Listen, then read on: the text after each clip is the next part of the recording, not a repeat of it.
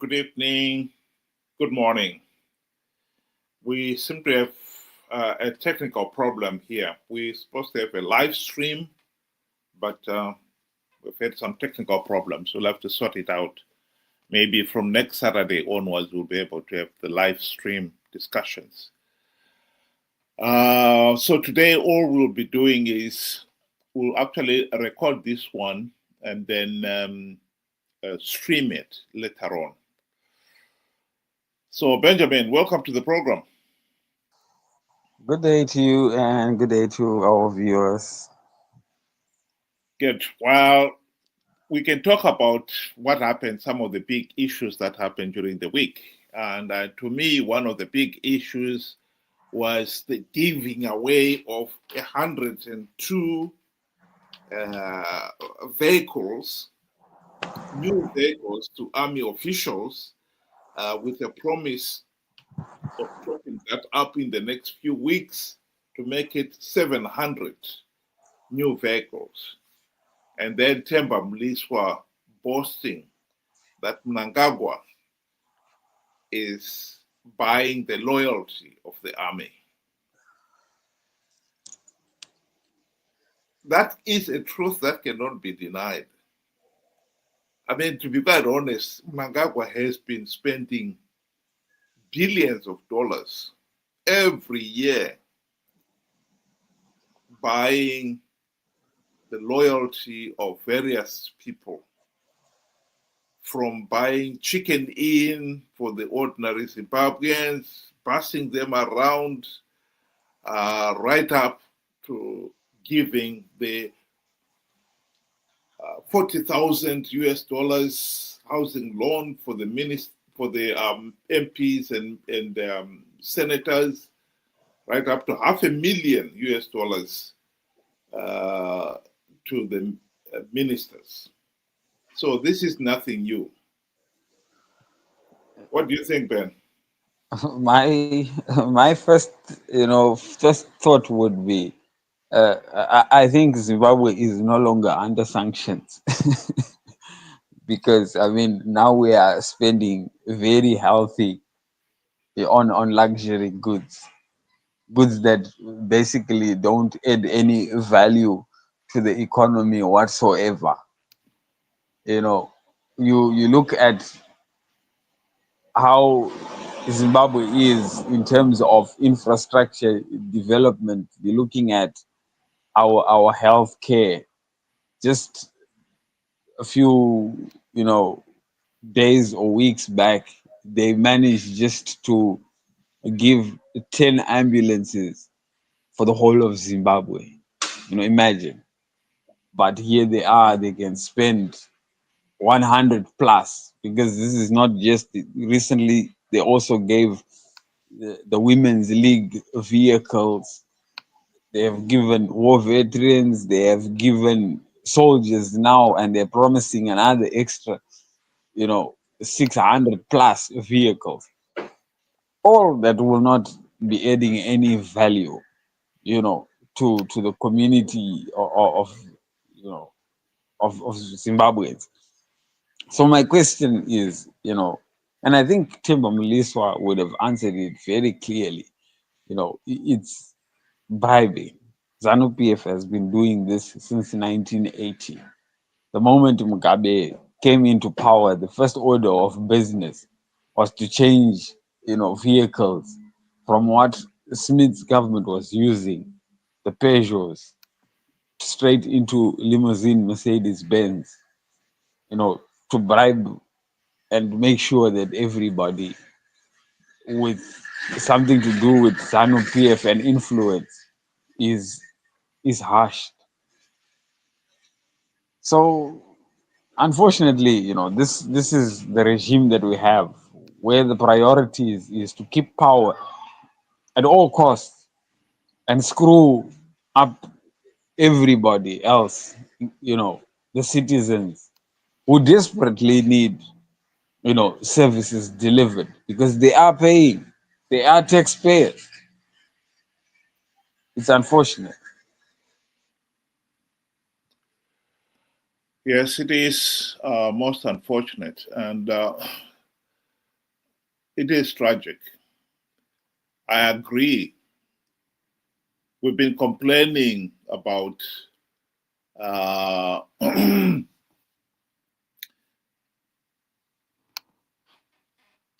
sanctions, having no foreign currency. And if you look at some of our basic infrastructure, they are in a deplorable state of decay and rot because for decades they've been starved of any meaningful financial investment. And yet, as you correctly pointed out, we are spending billions of dollars a year, particularly on vehicles. And some of them, they are really, really expensive Porsche vehicles. One of Mnangagwa's ally, Chifayo, loves buying the top of the range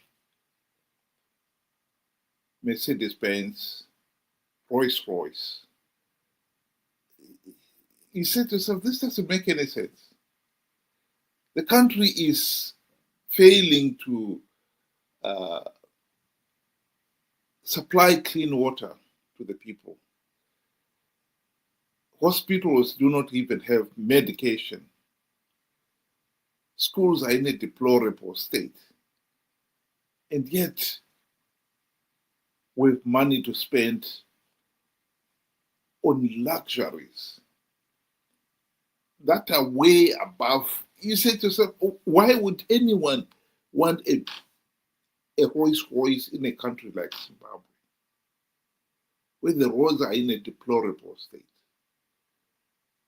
Every time that car breaks down, even these soldiers who have been given all these vehicles, Women's League, party leagues, except for the high-ranking party officials, to be quite honest, if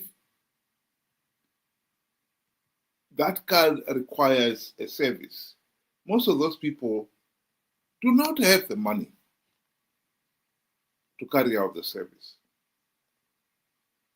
The whole thing is just completely meaningless. This is, like I said on this platform before, this is a typical example of the glory of Caesar trumping the good of Rome. And the historians will tell you that was the genesis of the fall of the Roman Empire. I think in Zimbabwe we are heading that way. And what is so annoying and disappointing is that because the regime has got so much power, it controls everything. The people are totally helpless.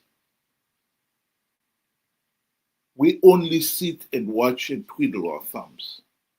I find that really, really disappointing.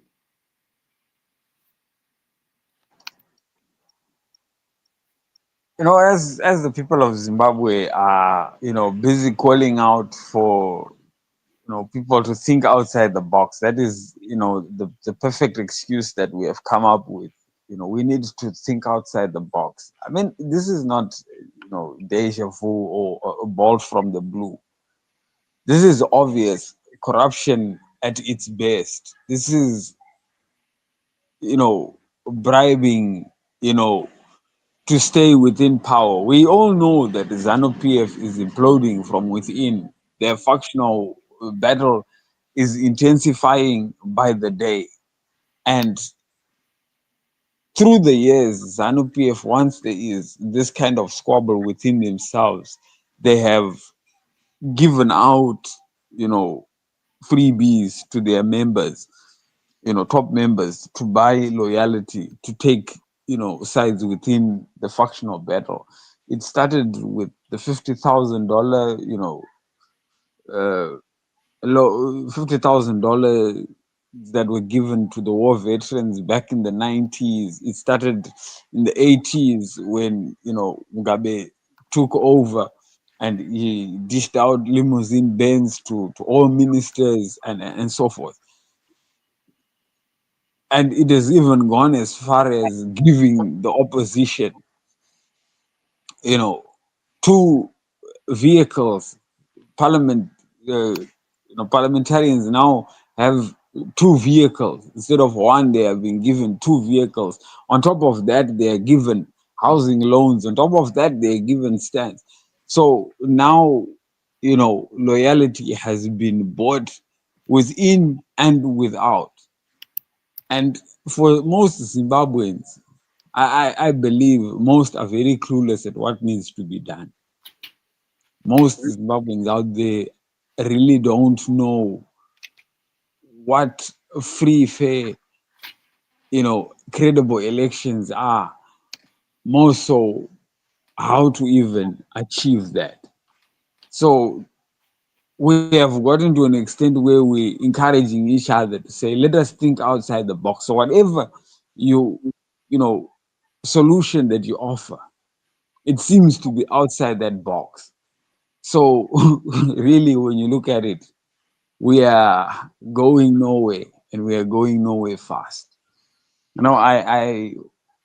I'm in a couple of groups, and whenever you try and discuss this, and you invite to say, you know what, when we are discussing, let us bring out the facts, let us bring out, the history behind it. You really see that you are offending a lot of people because they don't want to deal with the hard truths. Rather, they want to give their opinions of what needs to be done. But what needs to be done has been given to us. I always talk about the SADC report, the AU report, the European Union Observer Mission report. In there, there's always been recommendations. Guys, if you need your things to work out and to fix your country, do A, B, C, D. In fact, for the European Union report, they've given us 23 things to fix. And from those 23 things, we have never even talked about one. So that's the position that we are in, Wilbert. We cannot go about beating the bush. We are at ground zero. We have not even started any, clearing.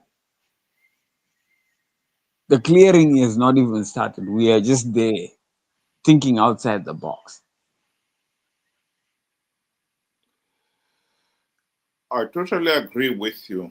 And I think you're absolutely right to keep going back to elections because I also believe that the solution has to start with the politics.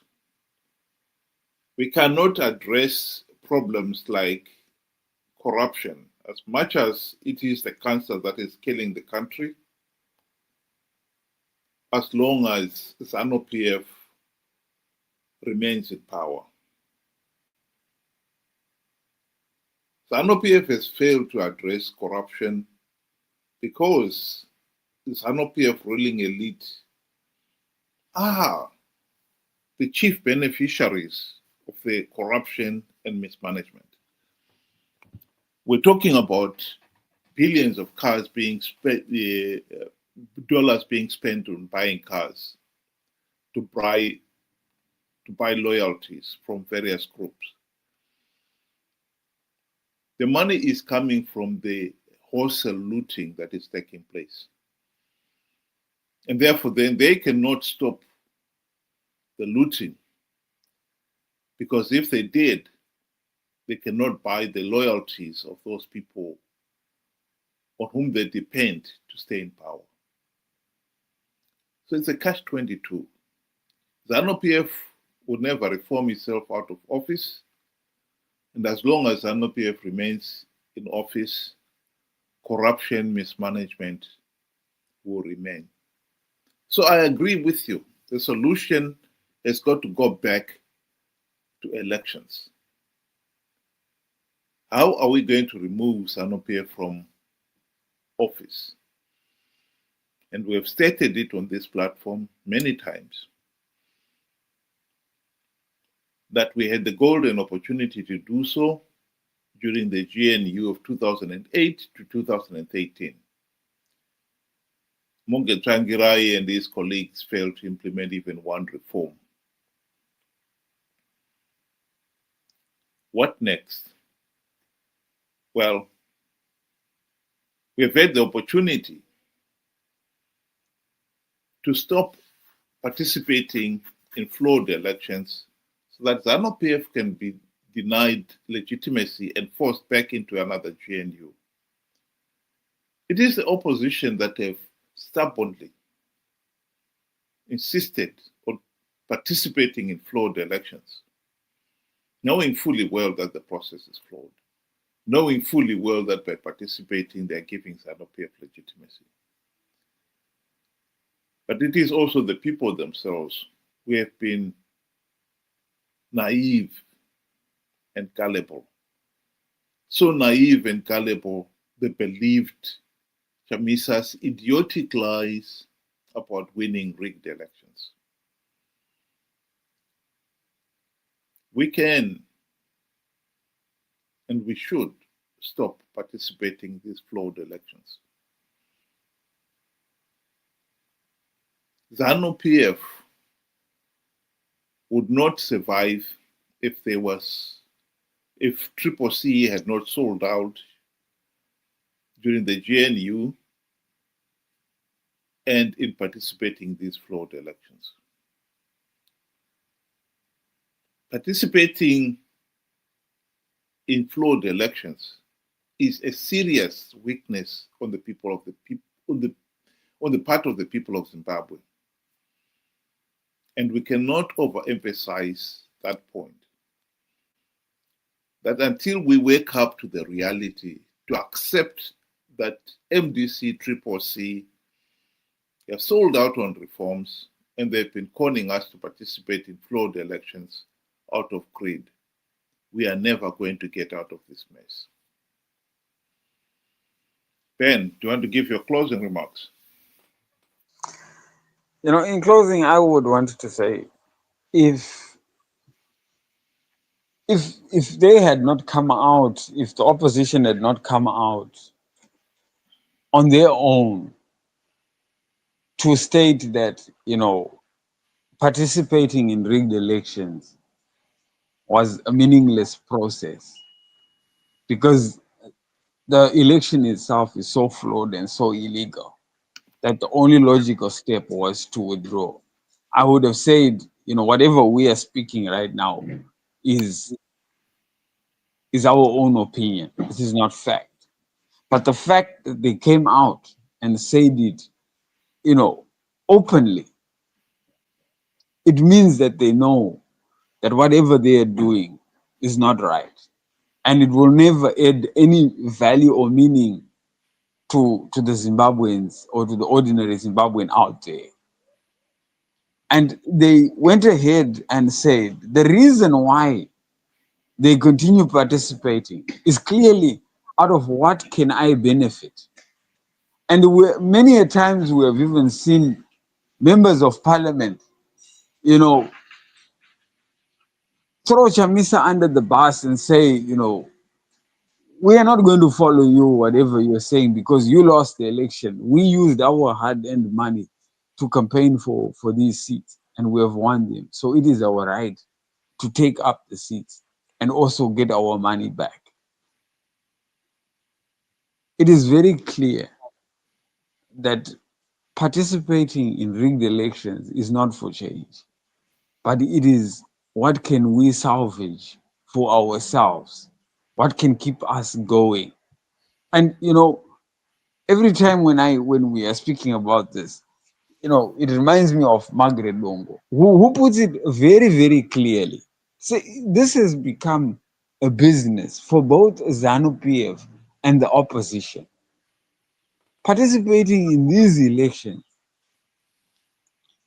has become a business, because at the end of the day, you invest what the last time it was $1,000 to participate, or to run for for an MP.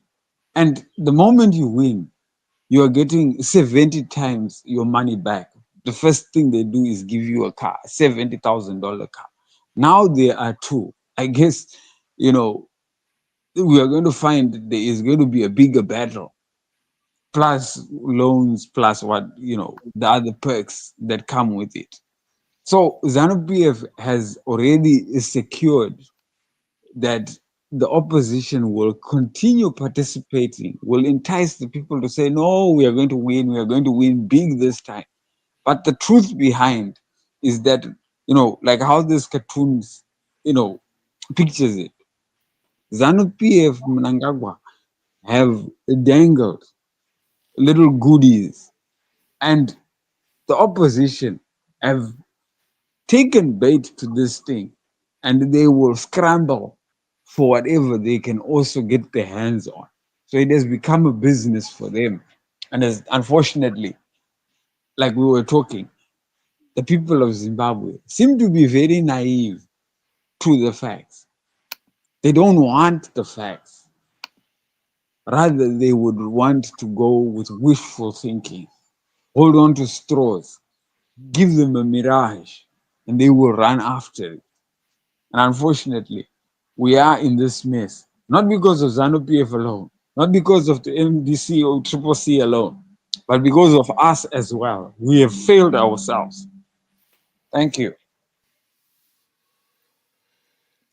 Thank you very much, Ben. I would just like to remind the listeners there that we'll be having live discussions Saturday nights discussing the events, the news, and any other comments of the on items of the previous week or any other issues that we feel are relevant. We'll be posting what site people could join us. We do apologize. The site we posted the last few days has been the wrong one. So I hope that some people were not sent to the wrong site. Thanks again for joining us, and I hope you'll be doing that in future. Thank you and good night.